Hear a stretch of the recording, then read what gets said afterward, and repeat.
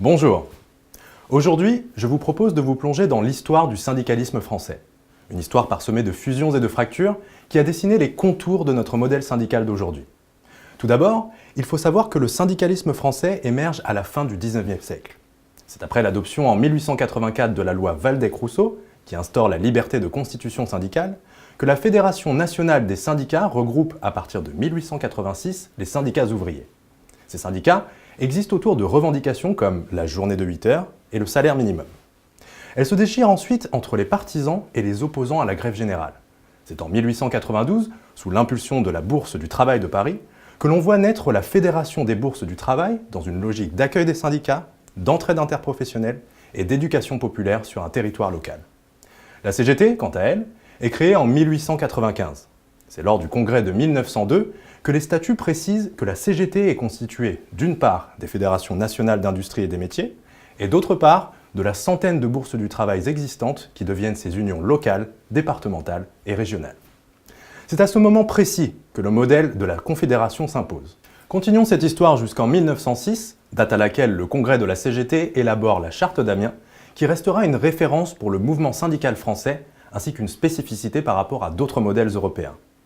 Par la suite, la CGT développera une stratégie qui consiste à se positionner à la fois sur des revendications quotidiennes et sur un projet d'émancipation intégrale.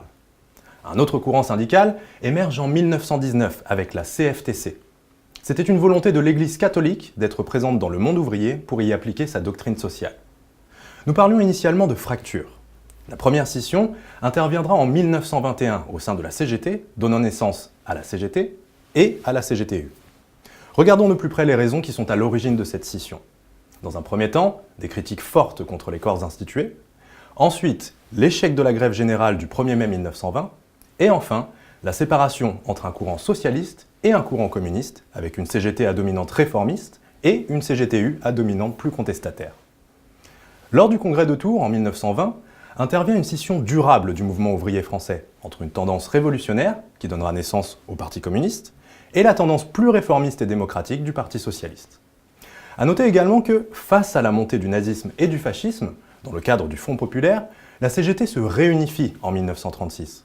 Encore une fois, une nouvelle fracture apparaît au début de la Seconde Guerre mondiale. La CGT est dissoute en 1940, alors que la CFTC et la CGT ont participé ensemble à la constitution du Conseil national de la résistance. La CFTC décide de ne pas fusionner avec la CGT. La création de la CGC et de la GIRC, régime paritaire de retraite complémentaire qui fusionne avec l'ARCO au 1er janvier 2019, contribue à l'émergence d'un statut de cadre. Et surtout, une deuxième scission majeure intervient au sein de la CGT en 1947, entre d'une part la CGT et d'autre part la CGT-FO. Désireux de rester unis, le monde enseignant ne choisit pas entre ces deux confédérations et crée la FEN. Continuons. En 1964, c'est au tour de la CFTC d'éclater. Une large majorité des adhérents de la CFTC crée la CFDT, en souhaitant une déconfessionnalisation de leur positionnement syndical. Et seuls 10% des adhérents choisissent de maintenir la CFTC.